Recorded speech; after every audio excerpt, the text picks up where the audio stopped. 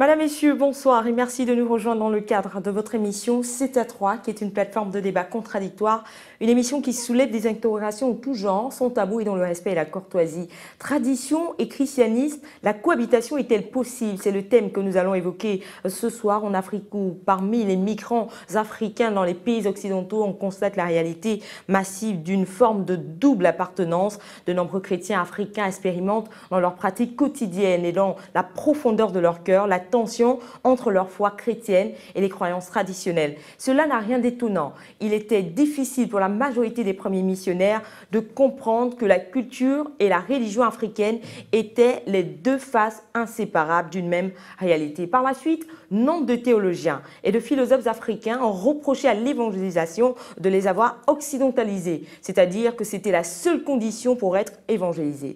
Aujourd'hui, après plus d'un siècle d'évangélisation, il semble être évident qu'on a sous-estimé la cohérence et la résistance des cultures traditionnelles. Mais est-il possible d'être un traditionnaliste engagé tout en étant un fervent chrétien? De l'avis de certains panafricanistes, le christianisme a poussé les Africains à abandonner leurs us et coutumes. Cette affirmation est-elle recevable? Avant l'arrivée du christianisme, où sont allés les ancêtres? Ce sont toutes ces questions auxquelles nous tenterons de répondre ce soir. Justement, pour en débattre, nous avons convié deux personnes qui ont un lien avec cette problématique. Et justement, à ma gauche, Monsieur Karim Nzengi, vous êtes homme de tradition et de culture. Bonsoir et merci d'avoir accepté notre invitation. C'est moi qui vous remercie. Bonsoir. Et à ma droite, nous avons l'apôtre Cisco Walkim Sana Bumba, c'est bien ça. Et vous, vous êtes le président de la communauté royale internationale et vous êtes théologien. Merci, bonjour. Merci d'avoir accepté notre invitation. Chers messieurs, nous allons très vite commencer ce débat sans perdre de temps parce que je suis sûre que de nombreux téléspectateurs ont envie de savoir. Première question d'entrée de jeu, que vous inspire ce thème, apôtre? Ce thème, c'est un très bon thème. Lorsque je l'ai reçu, je pense que ça va susciter vraiment de nombreuses interrogations, ça va susciter beaucoup des interventions. Et en fait, c'est un thème qui a plusieurs questions en dessous. Lorsqu'on parle de tradition et christianisme, est-ce que c'est possible que ces religions, bien ces deux entités cohabitent ensemble? Il y a une autre question qui pourrait ressortir de là. Quelle est l'origine de la tradition et quelle est l'origine du christianisme? Ou sinon, quels sont les points communs entre le christianisme et la tradition? Avant qu'il y ait cohabitation, il faut bien qu'il y ait des points communs. Sinon, il y aura division. Merci beaucoup, apôtre. Et vous, monsieur Karim? J'aimerais d'abord m'acquitter d'un devoir, celui de vous remercier de m'avoir invité à cette tribune. Et que m'inspire ce thème? Il y a un élément très important dans ce thème, c'est-à-dire le mot cohabitation. J'estime que le mot cohabitation est aujourd'hui d'une importance capitale parce qu'il s'agit là d'une question de bon sens, de bon voisinage, de bon entourage, parce qu'aujourd'hui, dans les études de leadership ou dans tout mouvement spirituel, il est question de cohabiter avec le genre humain de façon générale et qu'il n'est pas donc question d'une exclusion quelconque. Alors justement, la question qui taraude les esprits de nombreux téléspectateurs, en réalité, est-il possible, apôtre, que l'on soit un traditionnaliste engagé tout en étant un fervent chrétien? Je dirais tout de suite que dans l'histoire de l'humanité, nous avons d'abord nos ancêtres, les premiers habitants sur la terre, c'était Adam et Ève. Adam et Ève, à un moment donné de leur marche avec Dieu, ont désobéi aux lois que Dieu avait établies. Et suite à une ruse satanique ou diabolique, quand Satan apparaît dans le jardin d'Éden, la Bible dit que le serpent était le plus rusé parmi les animaux de la terre. Et l'ennemi Satan est venu séduire la femme en lui disant, Dieu a-t-il réellement dit que vous n'en mangerez pas de tous les arbres des fruits de tous les arbres du jardin? Et donc, en fait, qu'est-ce que le diable fait? De génération en génération, l'ennemi Satan a utilisé les mêmes stratégies pour amener l'homme à douter de ce que Dieu dit. Parce qu'en réalité, qu'est-ce que Dieu dit quant à cette cohabitation? Vous voyez, Dieu avait interdit de manger un seul arbre. Mais quand Satan va arriver devant Ève, il va mélanger et les arbres qui ont été permis de manger et l'arbre qui n'avait pas été permis de manger. Vous voyez? Donc le mensonge de Satan ici, c'est quoi? C'est de mélanger la vérité de Dieu avec sa propre vérité. Vous voyez? Donc le mensonge en réalité, c'est la vérité mélangée ou sinon la vérité empoisonnée. Et là pour vous, là sur ce plateau ce soir, la vérité, ce serait le christianisme et la vérité mélangée, ce serait la tradition? Il n'y a pas de mélange entre la tradition et le christianisme. Mais cependant, oui, les Juifs avaient leur propre tradition. Il y a des traditions qui sont bibliques, mais il y a des traditions qui sont hors bibliques. Elles sont hors bibliques, est-ce que ça veut dire qu'elles sont sataniques? Oui, il se pourrait que certaines soient sataniques, mais ce n'est pas toutes. Vous avez le droit de réagir. Bon, écoutez, le pasteur vient de répondre selon son niveau de conscience. En ce qui me concerne, parce qu'il est question de cohabitation, je pourrais répondre sur la problématique, c'est-à-dire tradition et christianisme. La cohabitation peut-elle être possible? En même temps, en vous demandant, est-ce que dans la tradition, les premiers habitants de la terre sont Adam et Ève, en même temps? Permettez-nous de comprendre.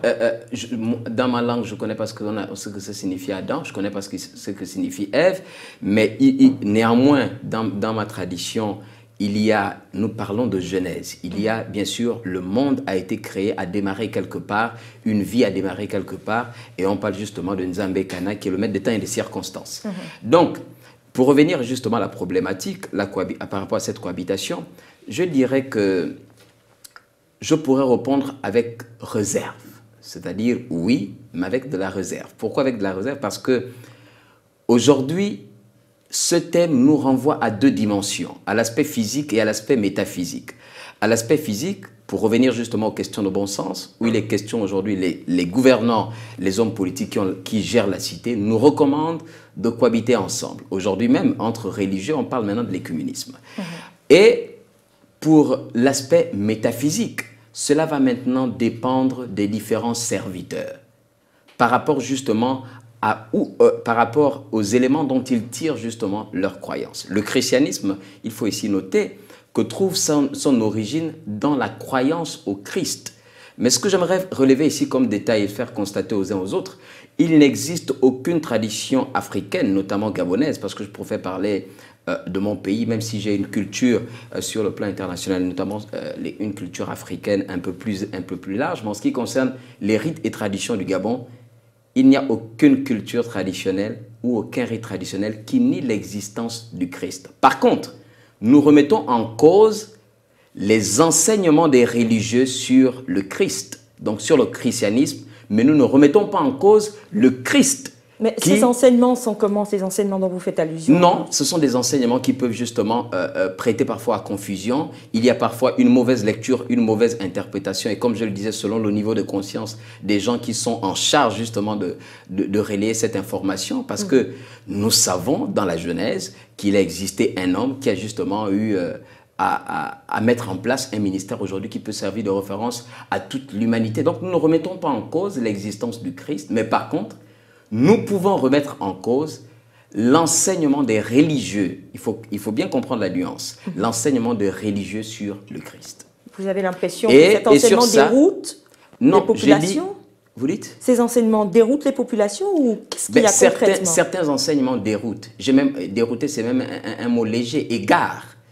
Égare. Parce que n'oublions pas que la tradition, la culture fait partie de notre identité culturelle. La preuve aujourd'hui, nous avons dans notre pays, pour le cas du Gabon, des hommes religieux qui s'hasardent justement à jeter le discrédit sur des traditions. Or, ces traditions sont partie intégrante de notre patrimoine culturel. Et on ne peut pas parler de la culture gabonaise si on ne fait pas également référence justement à ce maillon important de la chaîne, parce que n'oublions pas que nos rites et traditions ont deux aspects, interviennent sur deux plans, sur le plan physique et sur le plan métaphysique, parce que c'est justement ces rites qui permettent à certaines personnes de trouver la guérison pour certaines pathologies à la fois physiques et spirituelles, mais également qui contribuent au bien-être des populations. Merci. Apôtre, tout à l'heure, M. Karim Dingui disait que justement, il y a des enseignements au niveau des églises, notamment du christianisme, des enseignements qui égarent les populations. Qu'avez-vous à répondre? Non seulement qu'il y a des enseignements, il le dit, qu'il y a des enseignements qui égarent. Êtes-vous d'accord d'abord? encore que... Est-ce que dans le christianisme... Encore que ce n'est pas tous les pasteurs qui sont aguerris à pouvoir enseigner mais non, mais il faut au peuple de d'abord, Dieu. nous parlons d'un principe. Oui. J'ai dit ceci. Donc, J'ai dit il y a certains enseignements des hommes religieux sur la doctrine de Christ qui égarent. Vous êtes un leader, vous êtes un leader d'opinion, vous avez des disciples qui vous suivent et nous avons justement la communauté nationale et internationale qui nous suit sur cette question qui est très importante. Dites-nous si oui ou non, il n'y a pas certains de vos frères d'armes qui égarent les populations. Égaré dans le sens, parce que vous êtes en train de parler de l'égarement dans le sens d'emmener le peuple à ne plus croire à la tradition en tant que telle. Or, moi, je ne peux pas parler en termes d'égarement, parce que quand l'enseignement du Christ est donné, Dieu est unique. Vous pouvez croire à l'existence de Dieu. Comme vous le dites, dans votre tradition, vous reconnaissez l'existence d'un Christ. Mais est-ce que le fait de reconnaître l'existence d'un Christ vous exempt de reconnaître d'autres entités spirituelles, vous exempt d'adorer d'autres entités spirituelles? Or, Dieu ne se mélange pas.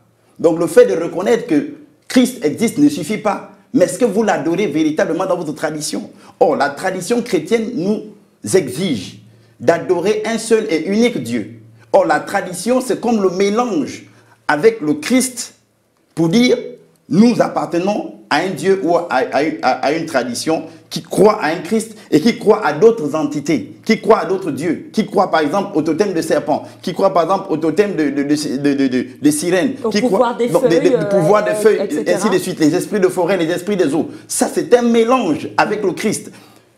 Je ne nie pas que vous croyez à l'existence d'un Christ, parce que toutes les religions du monde, aucune religion ne nie l'existence de Christ. Le problème n'est pas là. Mais est-ce que ces religions qui reconnaissent l'existence de Christ l'adorent uniquement? Ou bien ils font un mélange avec d'autres pratiques ou d'autres dieux? Alors, donc, pour vous, en réalité, il n'est nullement question de prétendre être un chrétien, un fervent chrétien, et d'être en même temps un traditionnaliste engagé. On ne peut pas être chrétien et être un traditionnaliste engagé, parce que la tradition nous autorise à associer Christ avec d'autres dieux. Or, Christ ne s'associe pas. Christ ne se mélange pas. C'est pourquoi quand Dieu va se révéler à Abraham pour la première fois, Dieu lui dit, va-t'en de la maison de ton père, quitte ta patrie. Parce que dans la maison du père d'Abraham, il y avait les fétiches. Et Dieu dit à Abraham, quitte les fétiches, en un mot. Ce qui renvoie parce à la qu'il fallait tradition. que Abraham, oui, c'est ce qui renvoie à la tradition. Parce qu'il fallait qu'Abraham quitte la tradition dans laquelle il avait grandi, dans laquelle il est né. C'est comme les Africains, ils ont du mal à quitter leur tradition. Oh, Dieu dit, pour accepter le christianisme, vous n'avez pas besoin de rester dans votre tradition. Quittez la tradition, parce que le Christ ne peut pas cohabiter avec la tradition. Les Africains disent n'arrivent pas à laisser leur tradition pour accepter le christianisme. Il faut dissocier le fétichisme des aspects spirituels. Le fétichisme est une pratique humaine qui n'a rien à voir avec la spiritualité. La spiritualité qui est justement une science, une technique ou un mécanisme qui vous permet de vous renvoyer ou de vous projeter à la divinité. C'est-à-dire ce sont ces mécanismes et techniques qui vous permettent d'avoir une relation avec la divinité, donc avec Dieu, avec le maître des temps des circonstances, avec Nzambe Kana, peu importe la manière dont vous l'appelez.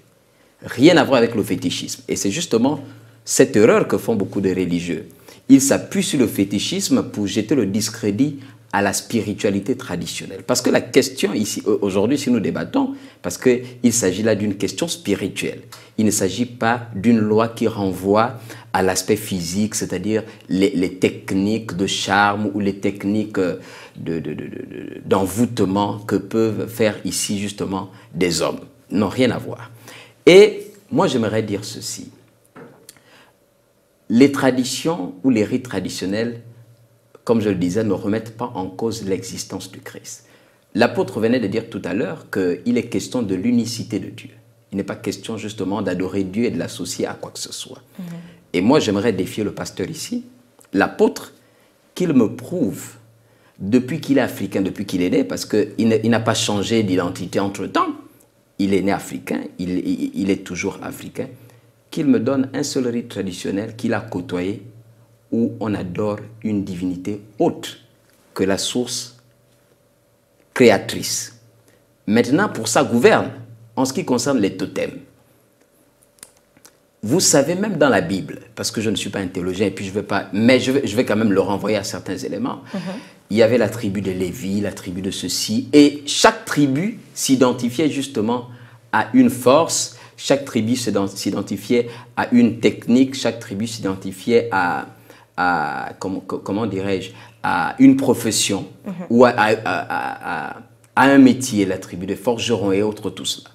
Et donc ces tribus justement avaient l'art de gérer ou de maîtriser les mécanismes de transformation ou d'adaptation justement de cet élément. En ce qui concerne les totems, je vais vous prendre par exemple, il existe dans certaines traditions où on dit le totem c'est la tortue. Cela ne voudrait pas dire qu'on adore la tortue. Nous reconnaissons qu'il existe 4 règnes, qu'il y a l'eau, la forêt, la terre, l'air. Nous sommes d'accord? Est-ce que vous reconnaissez ça dans le christianisme? Il fait bien de souligner, je suis africain. Il fait bien de souligner, de savoir si, depuis que je suis né, je peux citer ne fût-ce qu'une tradition où on adore autre chose que la divinité.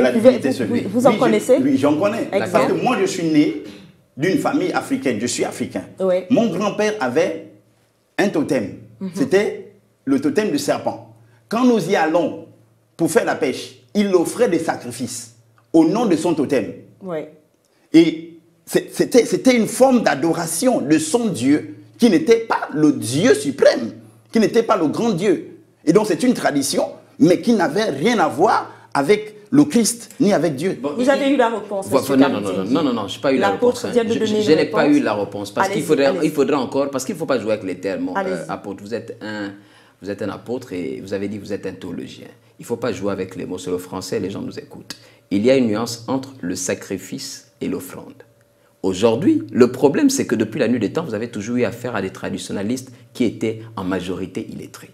Et aujourd'hui, vous avez affaire à des traditionalistes lettrés qui sont capables de défendre des thèses. Il y a une nuance entre le sacrifice et l'offrande. Lorsque votre grand-père, votre père, c'est ça? Votre grand-père, avant d'aller à la pêche, donnait des offrandes à ce que vous avez considéré comme étant son totem. Ce n'était pas qu'il adorait ce totem. Il n'adorait pas ce totem. Il se reconnaissait en ce totem. Et pour lui, c'est le pont qui pouvait justement l'amener à réaliser. Quelle est la différence? Il n'y a pas de différence. Se reconnaître en un totem et l'adorer. Quelle est la différence? Expliquez-nous. Les testateurs veulent comprendre. Se reconnaître, c'est comme aujourd'hui, moi je suis Pounou, je suis Guissir par exemple. Je me reconnais en l'ethnie Guissir. Cela ne veut pas dire que je ne reconnais pas Dieu. Je sais que je suis né d'une famille Guissir. Je la reconnais d'abord comme telle. Et j'ai conscience que cette famille Guissir est née sous la volonté ou selon la volonté de Dieu. Elle existe parce que Dieu l'a voulu. Donc, lorsque j'offre des choses, des présents à ma mère, lorsqu'on dit même honore ton père et ta mère afin que tes jours, comme on le dit dans la Bible, cela ne voudrait pas dire que le père et la mère se substituent à Dieu. Ils sont le pont, ils sont un canal qui vous permettent justement d'avoir les mécanismes naturels qui vont vous permettre justement de connaître la véritable, de prétendre connaître la véritable face de Dieu. Donc, il faut qu'il y ait cette nuance, il faut que les hommes religieux parviennent déjà à établir cette nuance. Je disais tout à l'heure que le christianisme tire sa source dans la croyance en Jésus. Et nous ne renions pas justement l'existence du Christ. J'ai dit tout à l'heure, je défie l'apôtre qu'il me donne une seule tradition, un seul rite traditionnel gabonais, je ne sais pas s'il est déjà sorti, gabonais, qui adore Dieu, qui adore d'autres choses à la place de Dieu. Il ne faut pas confondre la différence de terminologie avec une adoration qui va dans tous les sens. Il ne faut pas que l'on confonde. Parce que si réellement Jésus a existé et comme nous croyons que le Christ a existé, il est fort probable que dans mon ethnie, il y ait justement une appellation. Il soit également possible que Jésus ait un nom dans mon ethnie. Et ce n'est pas parce que je vais appeler, exemple, Jésus devant l'apôtre, ce n'est pas parce que je vais appeler Jésus Nzambé Kana devant, mon Nzambé devant l'apôtre qui va me dire que non, il ne s'agit pas de Jésus, il faut plutôt prononcer Jésus. Parce qu'ailleurs en Chine, on l'appelle Jésus, aux États-Unis, on l'appelle Jésus, en Calédonie, on l'appelle Jésus. Donc, autant de questions. Je pense qu'aujourd'hui, nous avons affaire à une classe à une certaine classe d'hommes religieux qui sont malheureusement limités, je n'ai pas envie de dire bornés. Madame, s'il vous plaît. Vous avez le droit de réagir. Vous savez, quand on va à la pêche, pour attraper le poisson, vous n'avez pas besoin d'utiliser l'hameçon sans appât. La tradition nous fait croire qu'ils ont Jésus comme étant un appât pour amener les gens dans d'autres pratiques qui sont voilées derrière ce Jésus qu'ils prétendent avoir ou qu'ils prétendent reconnaître. Donc je dis que c'est une stratégie des traditionalistes pour attirer les gens à adhérer dans cette tradition, parce qu'en réalité, derrière cette reconnaissance voilée de Christ, il y a d'autres réalités en profondeur qui ne vont jamais vous dire, mais que vous allez découvrir à l'intérieur même de ces pratiques-là. Ce sont des cadeaux empoisonnés ou des pièges? Ce sont des pièges. Ce sont des pièges. Populations. On est en train de piéger des populations pour dire, venez, Dieu y est, mais quand on arrive, Dieu n'y est pas. Vous avez bien parlé des traditionalistes. Et j'aimerais encore faire constater ici que lorsqu'on parle de traditionalistes, il s'agit du genre humain. Vous n'avez pas parlé de tradition. Donc, moi, je veux que vous... C'est le traditionnaliste qui pratique la tradition. Je dis, non, c'est le traditionnaliste. La tradition ne peut pas parler d'elle-même. C'est le traditionnaliste qui parle de la tradition, parce que la tradition en elle-même, elle est... J'ai dit, elle est silencieuse. Monsieur, apôtre, j'ai dit, vous avez parlé des traditionalistes, qui sont des êtres humains comme vous. Bien sûr. Et moi. Sommes-nous d'accord? D'accord. Vous n'avez pas parlé de la tradition. À la base, je voudrais donc que vous puissiez accepter ici qu'à la base, la tradition n'a rien de mauvais. Non. Parce que lorsque vous parlez des traditionalistes, vous voulez faire comprendre aux uns aux autres qu'à la base, la tradition n'a rien à voir. Parce qu'il s'agit là maintenant de ceux qui animent les rites traditionnels. Justement. Qui sont issus de différentes familles, qui ont une éducation et qui ont un comportement. Vous êtes apôtre. Écoutez, vous êtes un apôtre. Vous êtes un apôtre. J'ai jamais été dans votre église, j'ai jamais été dans votre congrégation. On a parlé d'un apôtre international. Ça veut dire que vous avez des démembrements justement à l'international. Et on ne connaît pas votre comportement, on ne connaît pas vos attitudes dans vos différentes chapelles. Peut-être que vous êtes un vrai imposteur. Peut-être que vous êtes un agent de l'égarement. Et là, ici, il n'y a personne pour prouver si oui ou non vous égarez. Mais à la base, la Bible que vous avez devant vous n'égare pas les gens, mais c'est l'interprétation que vous faites, l'enseignement que vous donnez à vos disciples qui peut les égarer. Je n'ai pas remis en cause la Bible, je n'ai pas remis en cause l'existence du Christ. Or, vous ne remettez qu'en cause les traditionalistes. Je dis, c'est un piège que de faire croire aux gens que Christ est dans la tradition. Parce qu'en réalité, ces mêmes gens qui sont initiés dans ces rites traditionnalistes se retrouvent à découvrir d'autres dieux que Christ. Par exemple, l'image de Witi. Je prends simplement on va demander à la technique de nous aider. Je prends simplement l'exemple de Witi. Dans le Witi, nous n'avons pas que Christ. Nous avons qui d'autre? Quand vous jouez la sitar, les esprits que vous invoquez, est-ce qu'il s'agit de Christ? Parce qu'à chaque initié, il y a un esprit qui correspond à son initiation. Ce n'est pas Christ qui est toujours invoqué à ce moment-là de l'initiation. Donc, il n'y a pas que Christ dans vos rites traditionnels. Et dans votre Bible, il n'y a que Christ. Messieurs, nous dans la Bible, il n'y a que Christ. On ne parle pas de Moïse à l'intérieur. Moïse, ils n'ont servi que le même Dieu. Écoutez, on ne parle pas de Moïse. On ne parle pas d'Abraham dedans. Ils ont servi Christ. On ne parle pas de Jacob à l'intérieur. Ils ont servi Christ. Alors, unis autour d'un seul Dieu, Jésus-Christ. Jésus-Christ. Or, de l'autre côté, alors on va justement aller du côté de la régie pour suivre ces images des rites traditionnel, un rite traditionnel gabonais. Nous allons donc demander à la régie de nous aider. Alors vous voyez ces images, apôtre, monsieur Karim Zengi, vous voyez comme moi ces images. Peut-être déjà nous expliquer, alors qu'est-il en train de se passer là? C'est une période d'initiation. Qu'est-il en train de se passer? Qu'est-ce qu'on fait aux gens concrètement dans ces temples? Voilà, essayez de nous expliquer pour qu'on soit mieux édifiés. Il ne s'agit pas d'un rituel d'initiation. Je crois que là, ils sont en train de se préparer. Ils affûtent leurs âmes pour justement faire leur veillée. Donc, ils se préparent parce que vous savez que dans nos rites et traditions, il y a la partie vestimentaire, il y a justement la partie où il faut se vêtir, ensuite il faut sortir en public, il faut donc exécuter un certain nombre de pas.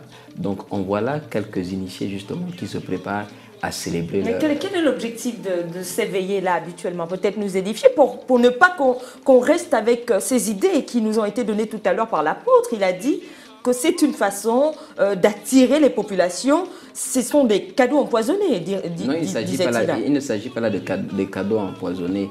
Il s'agit là justement d'une adoration. Il faut adorer la divinité. Et là, on adore qui là? Dieu. Nzambe Kana. Il faut l'adorer au son de la sitar, au son de la harpe, avec des tam-tams, avec tout ce que nous avons comme instrument traditionnel. Il n'y a rien de mauvais, il n'y a rien de diabolique là, et satanique. Il n'y a rien de mauvais en soi. Maintenant, il y a effectivement certains hommes qui peuvent justement mal s'illustrer ou mal se comporter afin d'asservir certains de leurs contemporains. Alors, mais à la base, ces rites n'ont pas pour vocation de détruire le genre. Mais apôtre, que vous inspire des danses comme celle-là, rien que de savoir que des populations pourraient danser toute la nuit en adorant Dieu, comme l'a dit M. Karim Zengi là tout à l'heure. Je le répète, Dieu ne se mélange pas. On ne peut pas mélanger Dieu, par exemple, avec le liboga. Si on croit que Dieu... C'est ceux qui prennent là-bas. Ils prennent le liboga. Et personne ne peut me démentir, pendant ces danses, ils prennent des liboga. Ce liboga, c'est comme une sorte de drogue. Mais qui vous laisse toujours plus ou moins lucide. Vous voyez? Mais qui vous amène à transcender dans le monde spirituel. En fait, ce sont des techniques qui sont employées pour amener l'homme, n'est-ce pas, à aller rencontrer des divinités qui ne sont pas Dieu, des esprits qui ne sont pas Dieu. À partir de ce moment, c'est satanique selon vous. À partir de ce moment, c'est satanique parce que chacun là a un contact avec une divinité particulière selon son cas. Et chacun verra là, dans cette cérémonie, chacun verra des choses qui sont liées à son cas. Vous voyez, même dans la Bible, on a vu dans la Bible, quand vous lisez les Actes des Apôtres au chapitre 16, une dame prophétisait. Mais l'esprit qui l'inspirait n'était pas l'esprit de Dieu, c'était un esprit de Python. Cependant, les prophéties qu'elle annonçait, c'était des bonnes prophéties, c'était des vraies prophéties. Paul était en train de prêcher l'évangile. Cette dame s'est levée et elle a dit, ces hommes sont des serviteurs du Dieu vivant, écoutez-les. Ils vous annoncent le salut. Ces hommes sont des serviteurs. Pendant des jours durant, elle a dit la même chose au peuple en disant, écoutez Paul, qui était un ministre de l'évangile. Mais Paul, avec le discernement de l'esprit, il a dit, cette femme-là ne parle pas au nom de Dieu. Cependant, ce qu'elle disait, elle reconnaissait Paul en tant que serviteur de Dieu. Ce qu'elle disait était vrai, mais sauf que la source de son inspiration, la source de ses visions, c'était un python. Le python peut parler pendant ces rites-là. Les mauvais esprits peuvent parler, sauf que ce n'est pas Christ qui parle. C'est ça le problème. C'est ça le problème. Il faut que l'on comprenne. Il faut qu'on comprenne qu'il doit y avoir une séparation entre le vrai Dieu et les faux dieux qui sont adorés pendant ces rites initiatiques. Vous avez le droit de répondre. Bon, je me rends compte que l'apôtre est un prisonnier qui s'ignore. C'est-à-dire, M. Karim Zengi. J'aimerais pour ça, gouverne, qu'il sache que l'Iboga au Gabon a été classé patrimoine national. Le fait qu'il s'illustre à donner de telles assertions, la police judiciaire pourrait justement l'arrêter. On pourrait se constituer en partie civile et porter plainte à l'apôtre pour diffamation sur ce qui a été classé ou ce qui est classé depuis plusieurs années au Gabon comme étant patrimoine national d'Iboga. 1. 2. Pour revenir à ce que lui considère comme étant des adorations pour d'autres divinités. Je disais tout à l'heure que dans la Bible, il existe Moïse, il existe Josué, il y a d'autres personnages. Ce n'étaient pas des dieux. S'il vous plaît. On ne les adorait pas. S'il vous plaît. Ils étaient, si vous voulez, des guides spirituels. Ils ont chacun incarné un ministère. On croit en ces personnes, au ministère qu'ils ont incarné, parce que chacun, à son niveau, s'est rapproché de la divinité. Pour certains, ils ont annoncé l'arrivée du Christ. Pour d'autres, ils étaient avec le Christ. Et aujourd'hui, il existe d'autres disciples qui propagent le message du Christ. Il y a un adage qui dit « Vous ne pouvez pas parler d'une chose dont vous n'avez connaissance aucune ». J'invite le pasteur samedi prochain à se faire initier. Vous allez vous faire initier, je vais vous aider je vais m'organiser, je vais ce n'est pas que je me moque de vous ou je vous méprise. Je le dis pour votre propre Si vous le pensez. Je le dis pour votre propre gouverne. Vous êtes libre. Je veux m'organiser à mettre un peu de finances de côté pour que ce samedi, vous vous fassiez initier afin que vous puissiez comprendre les mystères justement de la tradition. Parce que acceptez-vous cette invitation, apôtre? S'il ne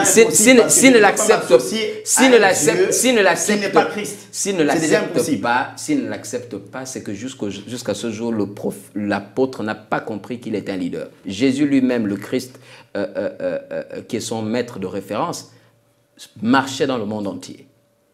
Il a côtoyé tout le monde. Il n'a jamais été écoutez, non, mais écoutez, le Bouiti que nous on appelle Bouiti, obéit à la loi de la révélation. Vous comprenez? Il n'existe pas quelqu'un qui va vous dire que c'est moi j'ai ramené le Bouiti. Qui vous révèle? J'ai dit, lorsqu'on nous révèle, c'est lorsque nous fréquentons les mondes internes. Et ça, vous ne connaissez pas ça. Vous êtes un théologien. Il y a une différence entre le théologien et le traditionnaliste. Le théologien fait des expériences. C'est un verbe d'état.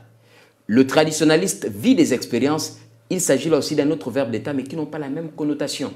Il y a une différence entre faire une expérience et vivre une expérience. Le vécu, aujourd'hui je suis avec vous, personne ne peut me le démentir, mais je suis libre de croire que vous êtes théologien ou pas. On est d'accord? Parce que vous faites une expérience, mais moi je suis en train de vivre une expérience. En ce qui concerne ce que vous estimez comme étant d'autres divinités, il n'en est rien de cela. Il s'agit justement d'autres appellations aussi, des disciples qui sont avec la divinité, qui vivent aux côtés de la divinité, qui incarnent certains ministères qui peuvent également nous aider à nous rapprocher de la divinité. N'oublions pas que l'objectif principal de tout mouvement spirituel est de faire en sorte que ces disciples se rapprochent un peu plus de la divinité. Car vous-même, vous le dites, les ondes de Dieu sont insondables. Se rapprocher de la divinité. Madame, l'homme a soif de Dieu. Le fait d'avoir soif d'eau et de prendre un verre de coca, ça ne va pas résoudre totalement le problème. Parce que le coca est un rafraîchissement. C'est un rafraîchissement, mais ça ne résout pas le problème du besoin d'eau. C'est naturel, c'est prouvé je suis scientifiquement. Donc c'est pourquoi? Parce qu'en réalité, toute cette tradition-là, c'est la preuve que l'homme, dans son être intérieur, a soif de Dieu. Maintenant, les mécanismes que l'homme utilise pour étancher sa soif, sinon pour résoudre son problème de la soif de Dieu, ne sont pas des bons mécanismes. Est-ce que vous comprenez? Donc, aller faire des cérémonies, des initiations, c'est la preuve que l'homme a soif de Dieu. Sauf que jusqu'à présent, l'homme cherche Dieu en tâtonnant. L'homme cherche Dieu là où il n'est pas. Est-ce que aller s'initier, apôtre, signifie se dérouter du chemin de Dieu? C'est l'ignorance. La Bible dit que mon peuple est détruit parce qu'il lui manque la connaissance. Beaucoup y vont là-bas parce qu'ils n'ont pas reçu la connaissance de où est le vrai Dieu. Où se trouve le vrai Dieu? Le vrai Dieu est en Christ. Et nulle part ailleurs. Et pour avoir, mais il y a nulle part ailleurs. Jésus-Christ a dit, je suis le chemin, la vérité et la vie. Et il souligne en disant, nul ne va au Père que par moi. Donc il y a plusieurs chemins qui peuvent amener à Rome. Comme aujourd'hui on dit qu'il y a plusieurs traditions dans le monde. Ces traditions sont nombreuses. Mais il n'y a qu'une seule tradition. Sinon il n'y a qu'un seul Christ. Une seule personne qui amène à Dieu, c'est Jésus-Christ de Nazareth. Le Dieu est en Christ, vous l'avez dit. Vous avez dit, le vrai Dieu est en Christ. Oui. Mais quels sont justement les mécanismes, les canaux qui nous permettent d'arriver à ce vrai Dieu? Puisqu'il est en Christ, c'est immatériel. Par l'initiation ou la tradition? Non, il faut poser la question à l'apôtre. Quels sont les mécanismes humains dont l'homme peut faire recours afin d'arriver? Il n'y a pas de mécanisme humain pour aller vers Dieu. Donc demandez, fermez votre église, fermez votre église. Je m'explique. Fermez votre église, demandez à vos disciples. Permettez-moi de m'expliquer. Vous avez posé la question de savoir quels sont les mécanismes humains. J'ai dit humainement parlant, il n'y a aucun mécanisme. Parce que humainement parlant, nous sommes d'abord faits de chair. Mais posez-moi la question de savoir spirituellement parlant, comment faire pour accéder au Christ. Allez-y, expliquez-nous. Donc pour accéder au Christ, il n'y a qu'une seule chose. Recevoir Jésus-Christ par la foi. Tu crois au Fils unique de Dieu, tu crois qu'il est mort à la croix pour toi, tu crois qu'il a été enterré, qu'il est ressuscité d'entre les morts, tu l'acceptes dans ton cœur, les ténèbres de Satan qui sont dans ton cœur disparaissent à la seconde même. Et tu rentres en contact avec la divinité à l'instant même, pas besoin de cérémonie. Et nous allons c'est une affaire de seconde. Ma question a son essence. Ma question à son essence, quels sont les mécanismes humains? Vous ne posez pas de questions. Vous n'allez pas poser de questions sur ce plateau. Les mécanismes humains n'existent pas. Fermez votre église après cette émission. C'est un mécanisme humain. Votre église que vous avez construite avec votre argent ou avec l'argent des fidèles est un mécanisme humain. Et justement, parce que la religion pas de la maison faite de main d'homme. Et nous allons fermer votre église. Nous réunissons les gens pour les aider à comprendre des notions spirituelles. Vous leur donnez des enseignements. Ce sont des mécanismes humains. Vous leur donnez des enseignements selon votre niveau de conscience.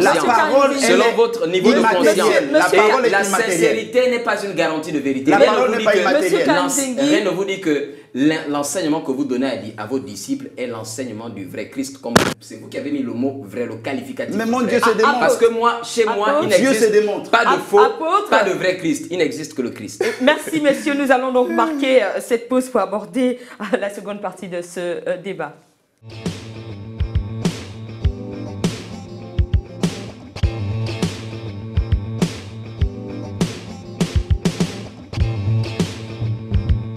Nous sommes de retour pour la suite de votre débat contradictoire 7 à 3. Vous l'avez bien compris, le thème de ce soir, c'est bien tradition et christianisme. La cohabitation est-elle possible? C'est un véritable débat houleux, vous avez pu le constater. Alors, apôtre, je me retourne vers vous une fois de plus. De nombreux observateurs disent que le continent africain était peut-être dans l'obscurité et que le christianisme est venu sortir le continent africain de cette obscurité.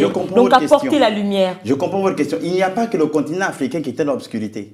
C'est tout l'humanisme qui était dans l'obscurité. Okay. Et c'est Jésus qui apporte la lumière dans l'humanité. Mais cette lumière-là, elle a suivi un processus pour arriver jusqu'en Afrique. Les colons dont vous dites qu'ils ont amené le Christ ou bien l'Occident, eux-mêmes ont été christianisés avant d'apporter le Christ en Afrique. Parce qu'il y avait un processus. Jésus dit, vous serez mes témoins. Vous recevez la bonne puissance et vous serez mes témoins. Premièrement à Jérusalem, en Judée, en Samarie et dans les extrémités de la terre. Donc il y a eu un processus pour que la lumière qui est née à Jérusalem le jour de la Pentecôte, que cette lumière se propage dans le monde entier. Donc c'est une humanité qui était dans le noir, dans l'obscurité, dans les ténèbres. Ce n'est pas seulement propre à l'Afrique. Les Asiatiques, tout le monde, les Européens, les Américains, tout le monde était dans les ténèbres. Vous confirmez bien que le christianisme a apporté la lumière. Oui. Qu'avez-vous à répondre face à ça? Je ne suis pas d'accord avec cette assertion parce que aucun de mes grands-parents n'a été réprimandé par Dieu. Il n'existe pas une croisade ou une organisation terroriste qui s'est révélée à l'époque du christianisme en Afrique ou au Gabon qui pourrait justement justifier le fait que l'on se retrouvait dans les ténèbres et qu'il fallait que l'on reçoive l'arrivée ou la venue de certaines personnes masquées sous la bannière de colonisateurs pour nous apporter ce que les religieux aujourd'hui estiment comme étant la lumière. Non, l'Afrique a toujours demeuré dans la lumière. La preuve, c'est qu'aujourd'hui, l'Afrique, le monde entier s'accorde à reconnaître que l'Afrique est la mamelle du monde. C'est-à-dire, même les archéologues ont prouvé que la vie part de l'Afrique et principalement du Gabon. La vie est partie du Gabon. Le fossile le plus ancien a été retrouvé au Gabon. Donc, sur cette base, je refuse de croire, d'accepter que l'Afrique, et particulièrement le Gabon, était dans les ténèbres. Non, non, non, nous n'avons jamais vécu dans les ténèbres. Maintenant, il existe que nous, aujourd'hui, il y a une certaine cohabitation en certains mouvements qui sont dits spirituellement. Or, il s'agit là des mouvements qui tirent leur source justement dans les dynasties noires, qui sont des sectes pernicieuses qui justement contribuent à l'égarement des populations en leur apportant une nouvelle doctrine, des doctrines qui consistent justement à mettre fin au jour d'un compatriote ou d'un être humain. Et c'est justement, ce sont ce genre de comportements qu'il faut plutôt fustiger. Mais qu'est-ce qui explique qu'on rattache toujours ce genre de pratique à la tradition? Non, c'est une mauvaise compréhension ou c'est une mauvaise lecture de la situation. Est-ce que c'est pas justement parce que la tradition, on a du mal à cerner ce qui s'y passe réellement? C'est une raison pour laquelle certains attribuent, même ce qui n'est pas en rapport avec la tradition. C'est une possibilité, on peut avoir du mal à cerner la tradition parce que justement, on ne s'imprègne pas des éléments de la tradition. Raison pour laquelle je disais on ne peut pas parler d'une chose dont on n'a connaissance aucune. Moi, j'ai appris à ne pas refuter de façon systématique la recherche de quelqu'un parce que j'estime que c'est le fruit d'une profonde et longue réflexion. Mais lorsque vous voulez contredire une action, il est conseillé pour des leaders il est conseillé justement de cohabiter, de fréquenter d'abord le milieu afin de faire une étude comparée pour voir s'il y a des éléments à retirer ou s'il n'existe pas. Donc ici sur ce plateau, vous invitez les différents leaders religieux à se faire initier pour mieux comprendre et donner de meilleurs enseignements. Mais mieux, il existe plusieurs leaders religieux qui sont initiés. Mais qui, parce qu'ils sont justement sous la bannière d'une congrégation et que selon la charte ou le code de bonne conduite de leur congrégation, il ne leur est pas autorisé de dire publiquement qu'ils sont initiés. Mais vous pouvez être sûr d'une chose, c'est que nous nous retrouvons les vendredis et les samedis dans nos temples à danser. Et vous vous rendrez compte que ceux-là sont plus élevés spirituellement et sont plus aguerris et facilitent la cohabitation entre ceux qui sont aujourd'hui considérés comme étant des hommes de tradition et de culture et ceux qui sont engagés dans les religions en disant qu'ils vont vers le Christ. Mais par contre, ceux qui n'ont aucune ressource, ceux qui n'ont aucune information sur la tradition, qui n'ont que l'aspect dévoilé de l'iceberg, ils vont dans tous les sens, ils s'arrangent. Et vous savez, c'est souvent beau d'utiliser le mot totem, c'est pour faire croire aux uns aux autres qu'on a la capacité, on connaît X ou Y chose, mais on peut rester ici avec le pasteur pendant un mois, il ne pourra pas me définir ce que c'est un totem dans ses profondeurs, la face cachée et la face intérieure du totem, pour comprendre si oui ou non il s'agit là d'une divinité ou d'un démon, ou de ce que lui l'a appelé entité. On peut encore faire un débat sur le mot entité, on va rester ici. Même lui, en tant que théologien, il ne sait pas de quoi il s'agit. Donc aujourd'hui, il faut plutôt que l'on éduque, que l'on forme une nouvelle classe d'hommes religieux. Cette classe d'hommes religieux, justement, pourra faciliter la cohabitation. Pourquoi? Parce qu'elle aura des rudiments de la tradition. Elle pourra dire avec preuve à l'appui les éléments, les griefs de la tradition, parce qu'il en existe. Je ne dis pas que les animateurs des rites traditionnels sont tous des personnes saintes, sont des personnes qui font que du bien. Non, il y a dans nos milieux également des personnes qui sont taxées de faux, à la fois de charlatanisme, mais également d'imposteurs qui sont également taxés de faire le mal. Or, à la base de la spiritualité, comme je le disais, c'est une science, c'est un mécanisme qui vous permet de vous rapprocher de la divinité, parce que même le pape ne sait pas s'il est réellement ou s'il voit Dieu. Ce n'est pas le fait d'être pape ne lui donne pas la garantie qu'il a un contact direct avec la divinité. Mais par contre, il ressent les manifestations divines. Tout comme nous dans les rites traditionnels, lorsque vous adorez Nzambé Kana, le maître des temps et des circonstances, en vérité, sans l'associer à quoi que ce soit. D'ailleurs, c'est même cela que le Coran recommande, l'unicité de Dieu, sans associer quoi que ce soit ou qui que ce soit à la divinité. Lorsque vous le faites donc en vérité, vous allez vivre ou ressentir des manifestations divines. Vous allez donc vivre la révélation, parce que quand on parle de la révélation, peut-être qu'à l'église de l'apôtre, là-bas, lui, il n'a pas de message, il ne reçoit pas, il ne dit pas que le Saint-Esprit est en train de me parler maintenant. Mais ce que je voudrais dire, c'est que peut-être c'est une différence de terminologie, parce que le bouitiste, lui, va dire, le bouiti me dit. Mais en principe, il ne se réfère pas au bouiti. Raison pour laquelle je disais qu'on a toujours eu affaire à une classe d'hommes traditionnalistes qui étaient illettrés. Aujourd'hui, nous avons affaire à qui étaient illettrés, aujourd'hui, nous avons affaire à des lettrés. Il aurait dû dire à la place du bouiti, le bouiti m'a dit, que Nzambé Kana m'a dit, pour que tout le monde comprenne. Alors, apôtre, beaucoup de choses ont été dites là, tout à l'heure. Beaucoup de choses ont été dites. Vous savez, Ève était la plus parfaite. Il n'y a aucun être humain qui ait connu la perfection qu'avait Ève. Mais elle a quand même failli. Être pasteur ne nous exempte pas de la faillite. C'est-à-dire que quand il me dit qu'il y a des pasteurs qui s'initient, bien qui s'initient autant pour moi, à la religion bouddhiste. Comment vous prenez une telle information je dis que sur ce plateau? C'est possible. Puisque Ève, qui était plus parfaite qu'un pasteur comme moi, a cédé à la tentation. C'est possible que le diable vienne tenter un pasteur à s'initier à des pratiques traditionnalistes. C'est possible. Mais j'ai dit que ce pasteur n'est pas forcément un modèle pour moi en tant que croyant, en tant que chrétien. Vous voyez? Donc que ce ne soit pas un témoignage pour vouloir attirer ceux qui sont en Christ, ancrés dans le Seigneur, à vouloir faire comme ce pasteur-là, parce qu'il n'est plus en Christ. Il a mélangé Christ avec des choses qui ne sont pas de Dieu, alors il a perdu la relation qu'il avait avec Christ. Ça veut dire qu'il s'égare? Il s'égare.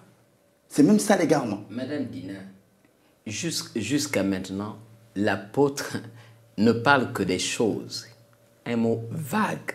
Il n'a pas dit, dans le Bouiti, dans tel rite traditionnel, les uns ou les autres ont associé Dieu à telle pratique. Cette pratique qui consiste à faire telle chose, cette pratique qui doit être fusée. Allez-y, je vous écoute. C'est quoi la cithare dans le Bouiti? Il faut vous faire d'abord initier. Maintenant, je veux vous... Pourquoi me faire initier? Non, attendez. Alors qu'on a besoin maintenant que la population sache. Tout ce qui se fait dans le noir est suspect. Bon, maintenant... Donc, il se pourrait que l'initiation soit comme un piège pour amener la personne dans un chemin de non-retour. Attention. Tout ce qui se fait dans le noir est suspect. Ça veut dire que moi, je n'ai pas besoin d'attendre d'être initié. Quelle est votre question? C'est quoi la cithare ou c'est quoi la harpe? Je connais ce que c'est la cithare.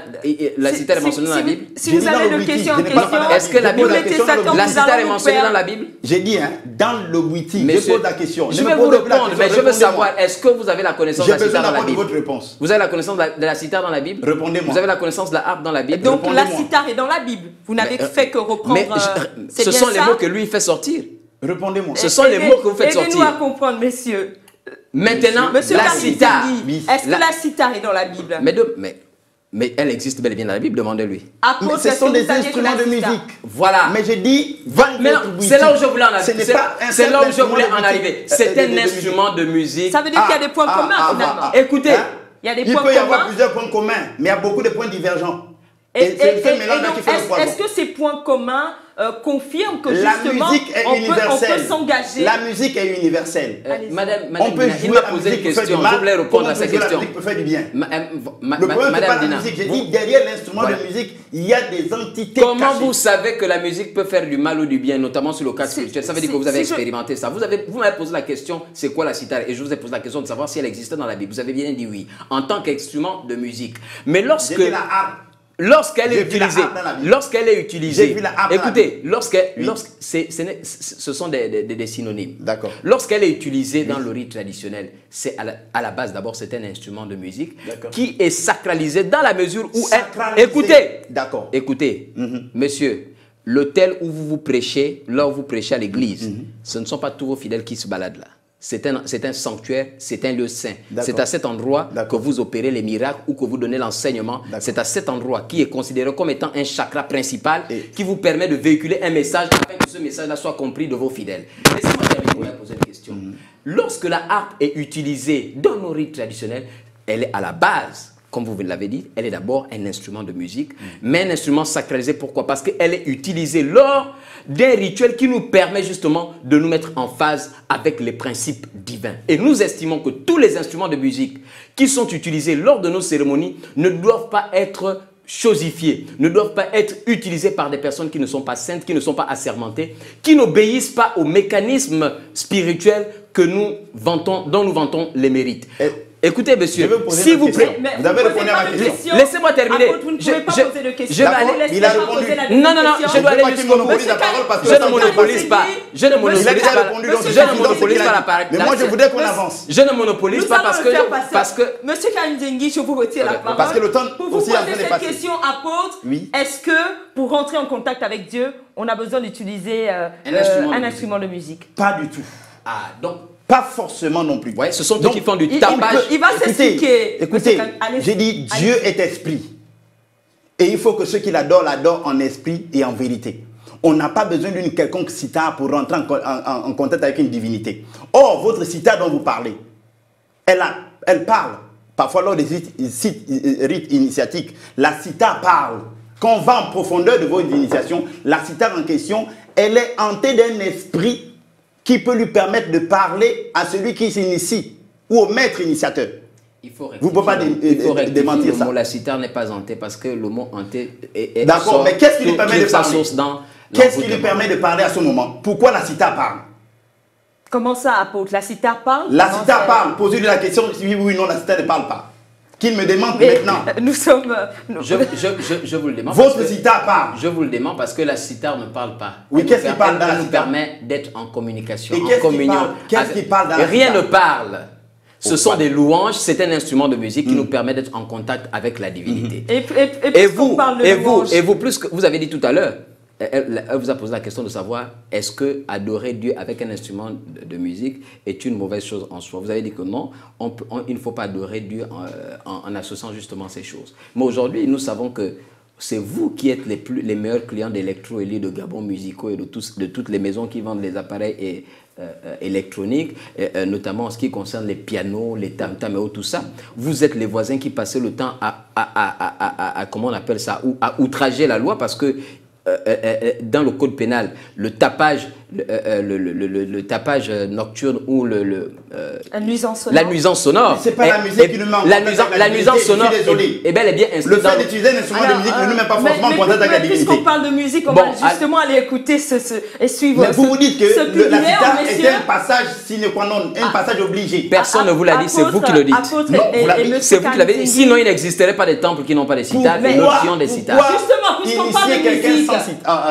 Forcément avec la cithare. Mais monsieur, donc vous ignorez beaucoup de choses. Nous allons justement regarder ce clip vidéo, chers messieurs, puisqu'on parle de louange, et on va juste après le commenter ensemble, si vous permettez. J'ai longtemps vécu ma vie sans toi, les succès, les lauriers, je cherchais sans toi. Alors, il était important d'essayer d'équilibrer, hein, parce que là, tout à l'heure, juste avant ce clip vidéo, on avait suivi ces images où on a vu des populations s'adonner à un rythme traditionnel, notamment le buti, c'était bien ça. Alors, messieurs, très rapidement, parce que nous sommes peut-être pris par le temps, je comprends bien que c'est un sujet très important, nous allons essayer, mais vraiment essayer. Il faut être bref dans les interventions. Merci, apôtre. C'est justement pour ça que je vous donne la parole pour conclure. Allez, rapidement. D'accord, vous avez posé la question par rapport au clip.